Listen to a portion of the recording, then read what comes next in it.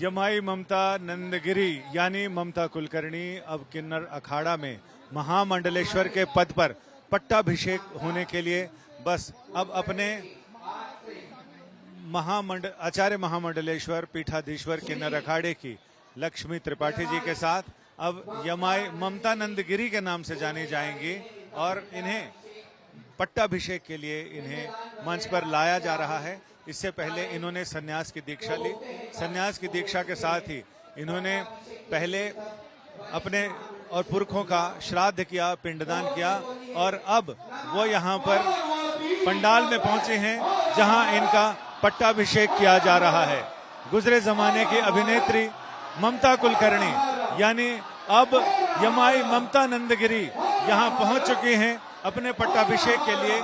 यहाँ इन्हें 5 गुरु, जैसी की परंपरा है दशनाम सन्यासियों की परंपरा में, सन्यास दिलाने के लिए इनको अब सन्यास की ये पूर्ण प्रक्रिया होगी जिसमें उन्हें सन्यास के बाद अब महामंडलेश्वर पद पर अभिषिक्त किया जा रहा है। यानी अब ये यमाई ममता नंदगिरी के नाम से अभिहित होंगी, जानी जाएंगी। इसके लिए यहाँ 5 गुरु हैं। 5 गुरु, अलग अलग गुरु उन्हें पहले कंठा यानी रुद्राक्ष का कंठा देंगे। इसके साथ ही एक गुरु उन्हें चादर देंगे यानी वो काषाय वस्त्र जो भगवत वस्त्र है। एक गुरु उन्हें भस्मी देते हैं, एक गुरु चोटी काटते हैं और एक गुरु उन्हें कौपीन देते हैं। ये परंपरा है। अब ये परंपरा, इसका निर्वहन यहाँ पर हो रहा है।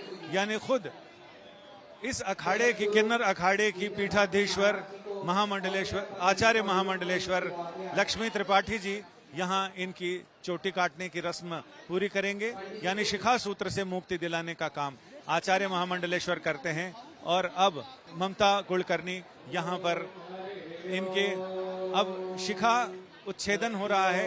यानी ये जो सन्यास में परंपरा है कि पीठाधीश्वर अपने अखाड़े में नए सन्यासी की शिखा काटते हैं, यानी शिखा सूत्र से उन्हें मुक्ति दिलाते हैं। इसके बाद दूध और शुद्ध गंगा जल से उनका अभिषेक किया जाएगा। ये इनके चेहरे के भाव देखे जा सकते हैं जिनमें जीवन का एक बड़ा मोड़ जब आता है तो आदमी सन्यास की ओर जाता है और सन्यास के ओर जाते हुए अपना और अपने पुरखों का पिंडदान किया है इन्होंने। यानी सन्यासी तभी होता है जब वो अपना भी पिंडदान कर दे। अब इनका पट्टाभिषेक के कार्यक्रम की शुरुआत हो रही है। ये दुग्धाभिषेक हो रहा है। दुग्धाभिषेक वैदिक मंत्रोच्चारण के बीच ये दुग्धाभिषेक हो रहा है। दुग्धाभिषेक के बाद शुद्ध गंगा जल से इनका अभिषेक किया जाएगा और इसके बाद इन्हें भस्मी, हल्दी और ये दिलाई जाएगी। ममता कुलकर्णी भावुक होती हुई, यानी ऐसा ये खुशी का क्षण भी हो सकता है जिस क्षण का इंतजार, उसकी प्रतीक्षा सन्यास लेने वाले अरसे तक करते हैं और उस प्रतीक्षा का अब अंत हो रहा है। यानी अपनों के रिश्ते, नाते, सांसारिक बंधन वो सारे पीछे हटते जा रहे हैं और ममता कुलकर्णी अब अपने लिए समाज के लिए एक अलग राह पर चल निकली हैं। अभिषेक के बाद अब इन्हें भगवा वस्त्र दिए जा रहे हैं। भगवा वस्त्र के बाद इन्हें माला पहनाई जाएगी और इसके साथ ही अखाड़े की परंपरा के मुताबिक हल्दी और सिंदूर का तिलक लगाया जाएगा। ममता कुलकर्णी भावुक होते हुए दिखाई पड़ रहे हैं। ये वो क्षण होता है जब जीवन का एक यू टर्न जिसे कहते हैं, यानी एकदम सारी सांसारिक चीजों को छोड़कर जो व्यवस्था है वो तो यही है कि जब आदमी सन्यास की ओर जाता है तो तमाम सांसारिक दुनियावी चीजें पीछे रह जाती हैं। अकेला ही उसे इस पथ पर आगे बढ़ना पड़ता है। और इसके साथ ही वैदिक मंत्रोच्चारण के बीच यहाँ अब उनके लिए सिंदूर और हल्दी का तिलक किया जाएगा और इसके साथ ही ममता कुलकर्णी यमाई ममता नंदगिरी के रूप में अभिहित हो जाएंगी। नया जीवन, नई पहचान, नया नाम, नया जहान, नई दुनिया।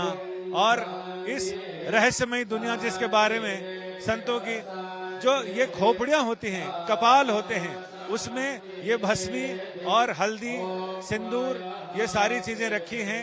उनके अखाड़े के आचार्य महामंडलेश्वर यानी पीठाधीश्वर लक्ष्मी त्रिपाठी जी उन्हें भस्मी और हल्दी के साथ सिंदूर का लेपन करती हैं और इसके साथ ही अखाड़े में इनके महामंडलेश्वर पद पर अभिषेक पूरा हो जाता है। आशीर्वाद दिए जा रहे हैं।